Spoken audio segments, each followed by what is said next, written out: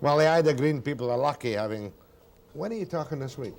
I'll be talking at 12:30 this morning in the law school. On? Religion, literature and politics. Religion, literature and politics. That's right. It's just more or less a rehash of what he has been saying today. Well, no, it's not about Not Ireland quite, specifically. No, It's about it'll be more scholarly. Yeah, more I hope so, scholarly a bit upmarket, you know. than dealing with somebody like me. I'm just a two-bit Robin Day. Go ahead. You said it. Go ahead, please. Dr. O'Brien, you wrote an article in the, I believe it was the Journal of Social Sciences in Great Britain regarding that the power for a government most often comes out of the barrel of a gun rather than the democratic process. And you also stated in there that when you have a minority who is a majority within a country, within a section of a country, that's I believe your words were a formula for a civil war if there ever was one. But we have a parallel situation here in Canada regarding the Quebec people, and do you feel that it might come to that in Canada? First of all, let me refer to the one about power growing from the barrel of a gun. I made that remark statistically, that this is the way governments change in most of the states of the world today. It was not normative. It doesn't mean that I like that kind of thing or that I would be prepared in an established democracy to change in that direction. That's in case that should have been misunderstood. Secondly, as regards Canada and Ireland, well, I was in Quebec during the referendum period, and I followed Mr. Lévesque and Mr. Claude Ryan round, and I saw the outcome, which was that Quebec, by a majority of even the French speakers of Quebec, wanted to stay in Canada. I don't see any clear analogy there with Northern Ireland, unless we are to say this, that a majority of the population of Northern Ireland want to stay in the United Kingdom, and that the principle of government by consent of the governed should allow them to do that, as it allowed Quebec to remain in Canada. There, I would see the analogy pointing there. I'm not quite sure where you intended it to go, but I'm trying to fumble my way through it. I think you made the point well. I don't think you're fumbling at all. But again, the Northern Ireland analogy shows that even though you only have a few hundred dedicated, violent people, yes, they can upset the total appetite. Indeed, yes. At any time they wish. They can. Good answer. Thanks very much, O'Brien. Thank you. Go ahead, please. Yes, Dr. Cruise O'Brien. I'm a descendant of Darcy McGee, who was a father of Confederation indeed, and an Irishman, an Irish yes, Catholic. And murdered by fanatical Republicans. Yes. Catholic myself, I find myself very embarrassed by what the Irish Catholic has come to stand for.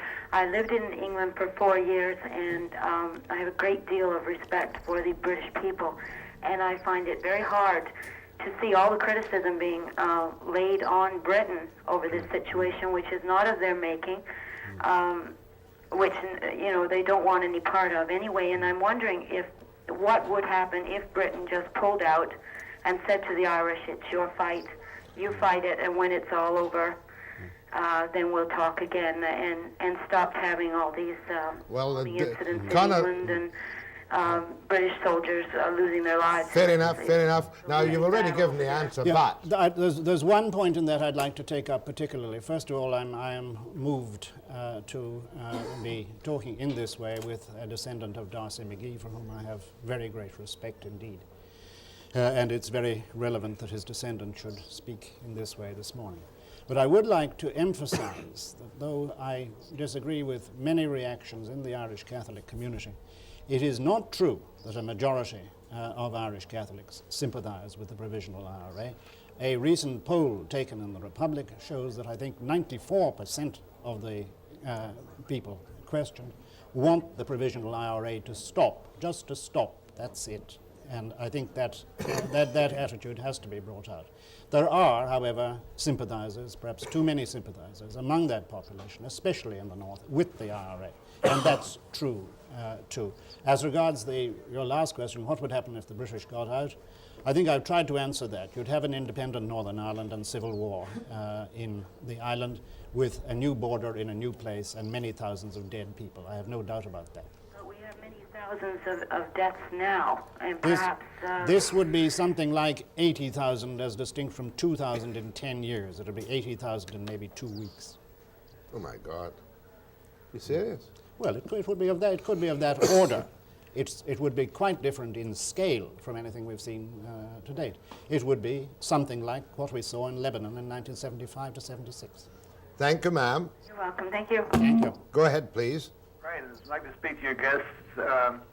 Isn't the struggle over there, or let me put it this way, although they focus on the IRA, isn't the struggle over there in Northern Ireland for the Anglos to have a section of the country in as much as the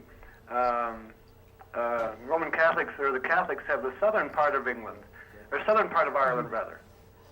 Isn't the struggle for that request? The Anglos want their British connection and their British part of Ireland. Well, I suppose the question is one about self-determination, and as always with self-determination, there's a quarrel about what the unit should be, which should be the base of self-determination. In my opinion, the unit should respect the nature of the problem, and if you have as many as 1 million people in eastern Ulster who want to remain in the United Kingdom, it is folly to try to force them out of it. That's what I see as the base. But you can say, as Republicans do say, that the only acceptable unit is the sacred and indivisible island, which is a mystic proposition which you can neither establish nor refute. But hopefully would come about one day I think we must hope. in the future. Yes, We must hope that all people on I'm the quite island will prepared to learn wait, to I live must say. together. Well, we must not stop shoving in order to get it, because the shoving in order to get it doesn't unite, it savagely divides. That's the point. And on that happy note, my thanks to you, Maire O'Brien. Have you a wee It's bit splendid. of poetry? It's splendid to hear. It's splendid to hear somebody pronounce my name properly. Can It's you a joy. can you throw a wee bit of verse in English at me? Oh, let me think. That's not fair. The stars stand up in the air, the sun and the moon are gone. The strand of its waters is bare, and her sway is swept from the swan. The cuckoo is calling all day, hid in the branches above, that my Storeen is fled far away. 'Tis my grief that I gave her my love. 3 things through love do I see, sorrow and sin and death, and my mind reminding me that this doom I breathe with my breath. Oh, sweeter than violin or lute was my love, and she left me behind, and I would that all music were mute, and that I to all beauty was blind. Not mine, a traditional Irish lyric translated by Thomas MacDonagh, one of the men executed in 1916. I'm aware of the name. And a sad wee. verse Sad, it is. very, very sad. My We've gracious been giving you thanks. all a sad morning, I'm afraid. My gracious thanks. Thank you very much, Jack. We enjoyed it. I'll be back after the break.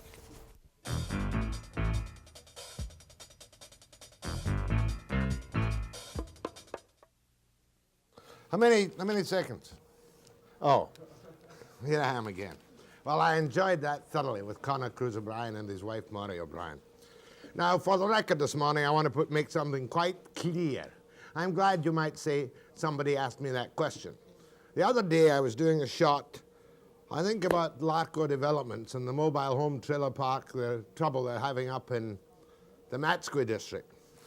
And I threw in a comment about some friends of mine in Pacific Island Estates mobile home park in Salt Spring Island and how they were worried witless about an understanding they had that the rents were going to be jacked up from $90 to about $200 or $215 on a 15-year lease.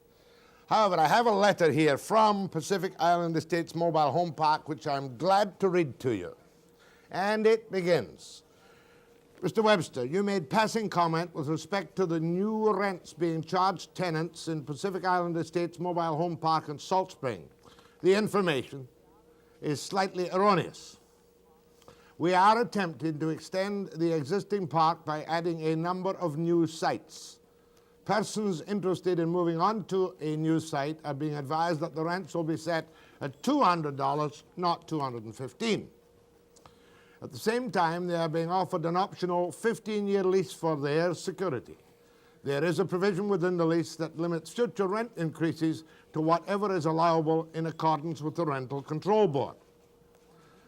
Now, here's the bit I want you to make note of. At present, there are 23 tenants who have been long-time residents in the park, and their rents have not been increased by us, nor have we suggested to them that they would be increased beyond the normal annual increase that they have experienced in the past. We have, however, offered them entirely at their option our lease agreement, which, if they accept, would change their existing rent to $200. And that's signed. If declined, they carry on with their existing month-to-month tenancy. Some have indicated that they are willing to take up this option. Yours very truly, W.M. Vleck, General Manager, Pacific Mobile Homes Limited. The good news is that those 23 tenants who have been long-time residents in the park are not required to go for the long-term lease for 50 years, which would start at $200. As the letter says, there are 23 tenants who have been long-time residents and their rents have not been increased by us, nor have we suggested to them that they would be increased beyond the normal annual increase they have experienced in the past. Well, that is good news. There may have been a misunderstanding on the part of some of the tenants, and I am only too delighted to publicize that information from Mr. Vleck, the General Manager of Pacific Mobile Homes. It will make a lot of people over there a lot easier in their minds, and for that I am grateful. What's next? Oh, I'll take some phone calls. Gladys, can I take some phone calls? No. Well, I'm going to go for a free-for-all. I'll take a phone call. Anybody there? Anybody there? I'll take a break and go for phone calls on a free-for-all.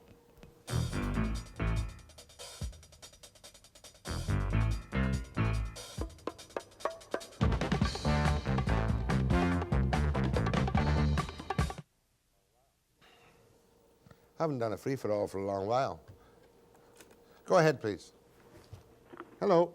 I haven't done a free-for-all for a long while. You've got your... Go ahead, please. That's some smart aleck, half-wit nit, who's got his volume up just to fool me.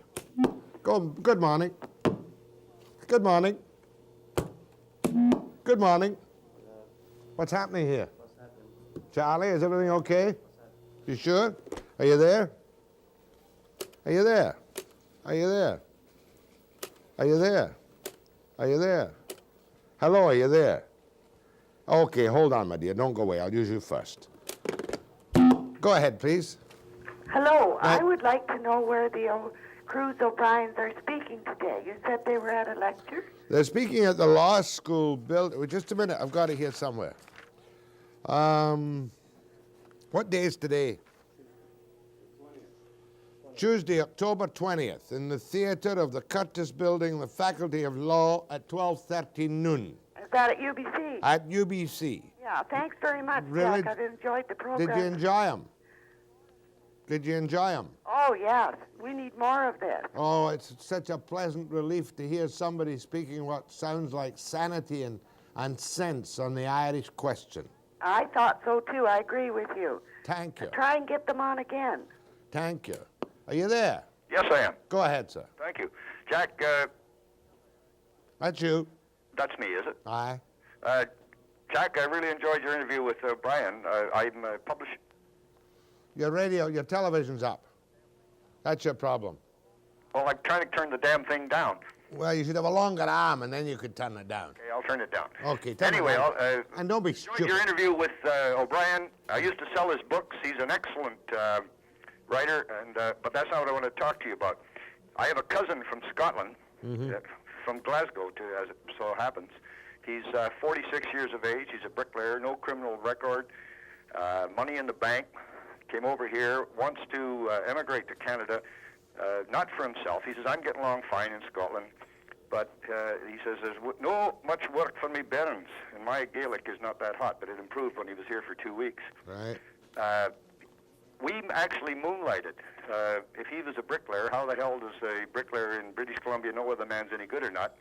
So we went through the yellow pages, and 5 bricklayers wanted to hire him within about 30 minutes of the phone call. They said, "Is this man any good?" And I said, "Well," I was his interpreter because his Gaelic is a little broader than yours. And if he can get a job offer, which Canada Manpower will okay, he can get into the country. Correct. Yes, sir. We understand that. It's the difficulty with turning my TV set down, I can't hear you talking. I'm sorry. If he can get a job offer approved by Canada Manpower, he can get into the country, most likely. Did you hear me now? Yes, sir. I've got it.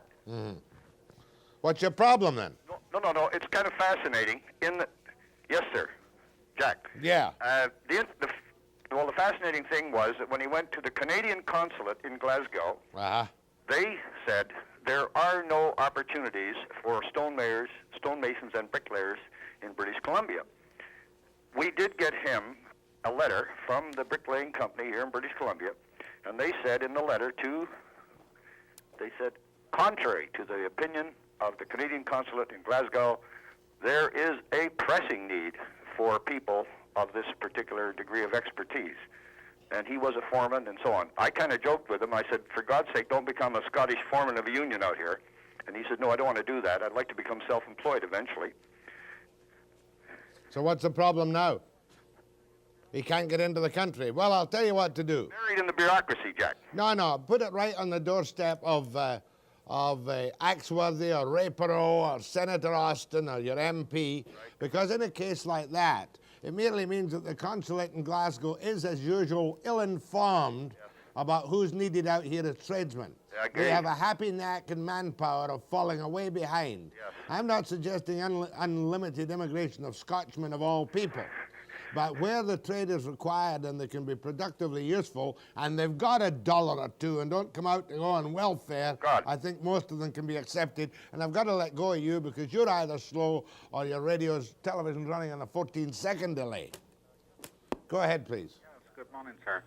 Yesterday, Senator Jack Austin and Perot were on. And I thought they came across as very articulate and very sound. Their policies, their reasons for the Constitution and the Bill of Rights seemed very sound. But I felt that they weren't getting through to you that how important it is to us to be able to move to any part of Canada, be able to work, be able to move freely, and not leave it up to some tin pot little premier.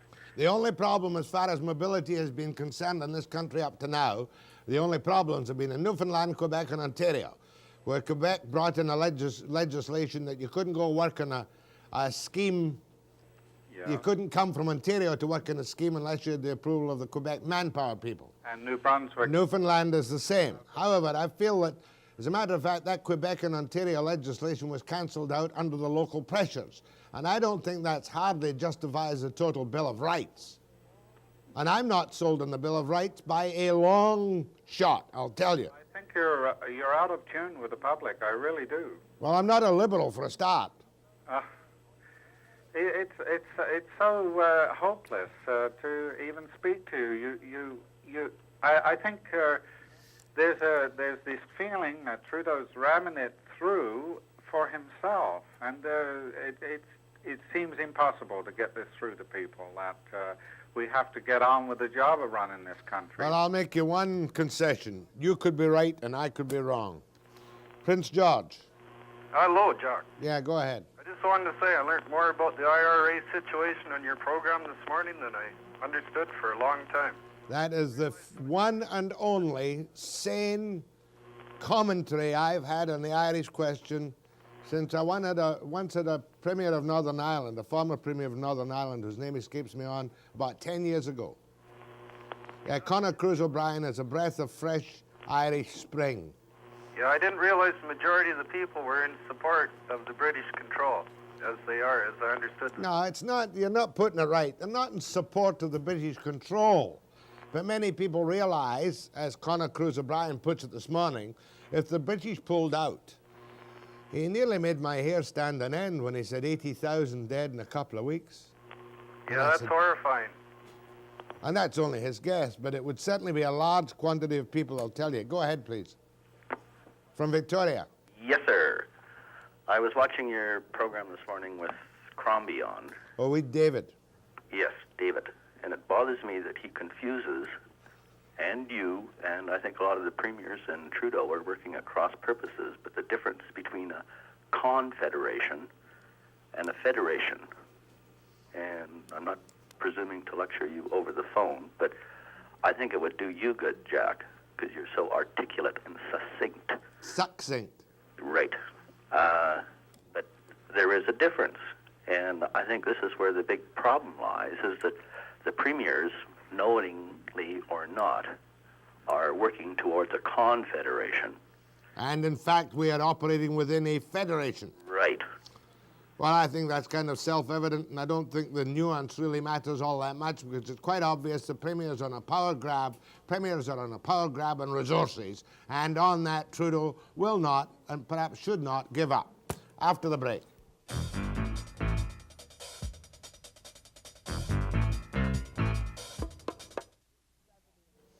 I've just got to tell you that Saturday in the General Hospital, a very special baby was born. To Nova Bannatyne, remember? Now, Nova Eng. And maybe we'll have a picture of Nova's baby girl tomorrow. So from all of us in the Webster Show, to you, Nova, and you, Ray, congratulations. Tomorrow, I think I'm going to have a bash at Charlie Boylan. You know, the racist fighter guy? And a couple of other people. 9 a.m. precisely.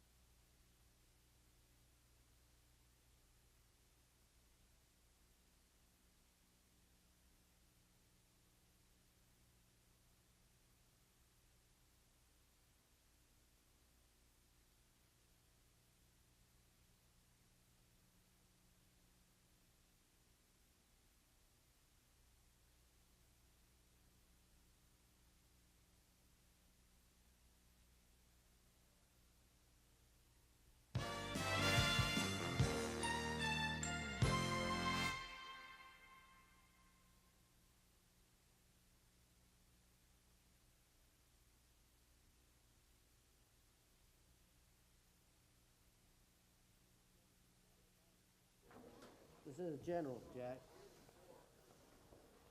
Charlie Boylan, Marxist-Leninist, and Marxist-Leninist?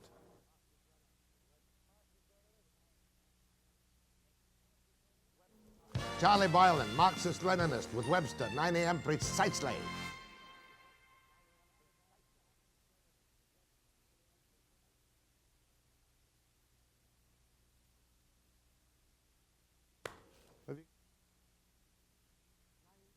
Just for fun, watch Webster, 9 a.m. precisely.